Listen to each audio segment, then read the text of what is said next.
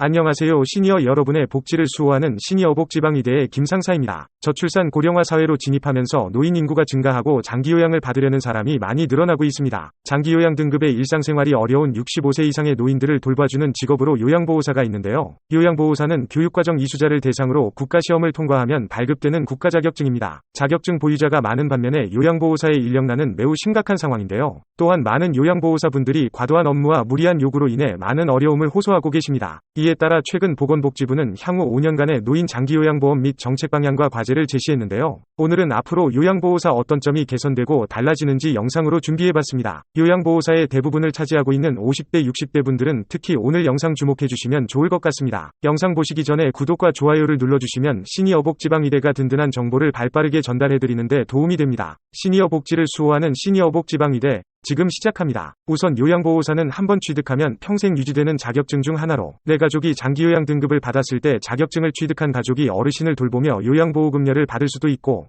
요양원 또는 요양원과 계약한 요양보호사가 집으로 파견되어 어르신을 돌볼 수도 있습니다. 고령이나 노인성 질환 등 일상생활이 어려운 노인을 대상으로 전반적인 신체활동, 일상생활 유지, 정서적 안정 등의 지원을 해주는 중요한 역할을 하기도 하는데요. 65세 미만이더라도 노인성 질환으로 인한 일상생활의 어려움이 6개월 이상 지속된다고 보일 경우에도 제가 요양방문 서비스 등의 요양보호 서비스를 받으실 수 있습니다. 자격증의 경우에는 2023년도 표준교육과정 총 240시간을 이수하셔야 되는데요. 이론 강의 80시간, 실기연습 80시간, 현장 실습 80시간을 이수하고 국가시험을 합격하면 자격을 취득하게 됩니다. 요양보호사의 수가 늘어나는 만큼 요양보호사분들이 호소하는 어려움도 많아지면서 최근 보건복지부는 향후 5년간의 노인 장기요양보험 및 정책 방향과 과제를 제시했는데요. 첫 번째는 양질의 장기요양 서비스 제공과 요양보호사분들의 업무 피로도 경감을 위해 요양보호사 1인이 돌보는 수급자 수를 현재 2.3명에서 2.1명까지 축소하기로 했습니다. 두 번째는 장기근속 장려를 위한 인센티브 제도가 확대가 된다고 하는데요. 중증 수급자 방문 요양 시 1일당 급여 3,000원 정도를 더해서 준다고 합니다. 기존에는 요양 등급에 구분해 있었지만 중증 수급자에 대한 인센티브는 별도 없었는데요. 중증 수급자분들을 돌보셨던 요양보호사분들에게는 힘이 되는 제도가 아닐까 싶습니다. 세 번째는 요양보호사 승급제가 시범사업으로 신설되었습니다. 50인 이상 시설에서 5년 이상 근무를 하고 교육을 받으면 요양보호사를 대상으로 요양보호사에 대한 선임 역할을 부여하는 제도인데요. 선임요양보호사 역할을 부여했기 때문에 급여 수당이 더 늘어난다고 합니다. 구체적인 선임요양보호사의 수당은 나오지 않았지만 조만간 나올 것으로 보입니다. 네 번째로 요양보호사 교육체계가 개편되었습니다. 요양보호사분들에 대한 양성교육 시간이 확대가 되는데 현재 240시간에서 총 320시간으로 늘어나게 되며 그리고 보수교육도 정기적으로 의무적으로 받게 됩니다. 보수교육을 받지 않을 경우 요양보호사 자격 유지가 힘들다고 하니 꼭 주의해 주셔야겠습니다. 이 부분은 요양보호사분들께서 추가로 하셔야 하는 의무이기 때문에 주의하셔야 할 것으로 보입니다. 다섯 번째로 노인요양시설에 CCTV 설치가 의무화됩니다. 최근 요양보호사분들에 대한 폭언이나 범죄로 어려움을 호소하시는 요양보호사분들이 늘어나고 있는데요. 각 기관마다 기존의 운영시설에 CCTV 설치비를 지원을 한다고 합니다. 최근 발생하고 있는 요양보호사분들을 대상으로 한 범죄로부터 요양보호사분들을 보호하고 또한 관리 대상자인 어르신분들도 보호를 한다는 차원에서 실시가 된다고 합니다. 그리고 앞으로 5년간은 집에서 적절한 돌봄을 받을 수 있도록 하는 장기요양 서비스를 강화할 것이라고 합니다. 뿐만 아니라 충분히 재가급여가 지원이 될 수 있도록 제도적으로 뒷받침한다고 하는데요. 특히나 통합재가 서비스 기간이라고 해서 2027년까지 1,400개로 확대가 된다고 발표했습니다. 통합재가 서비스라고 하여 월 한도 내에서 현재보다 더 많은 다양한 서비스를 제공한다고 하는데요. 주로 수시 방문,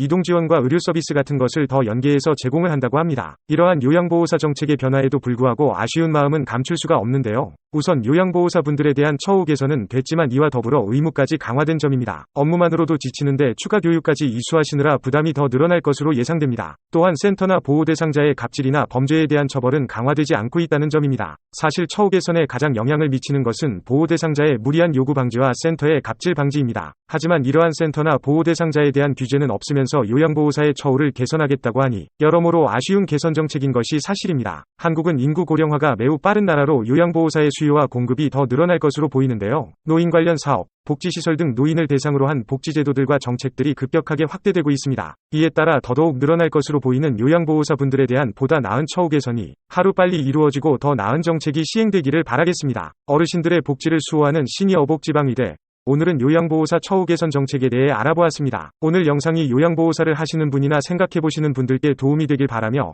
오늘도 시니어 여러분의 행복한 인생을 응원하겠습니다. 영상이 도움이 되셨다면 구독 버튼 누르셔서 시니어복지방의대의 든든한 정보를 받아보세요. 지금까지 어르신들의 복지를 수호하는 시니어복지방의대였습니다. 감사합니다.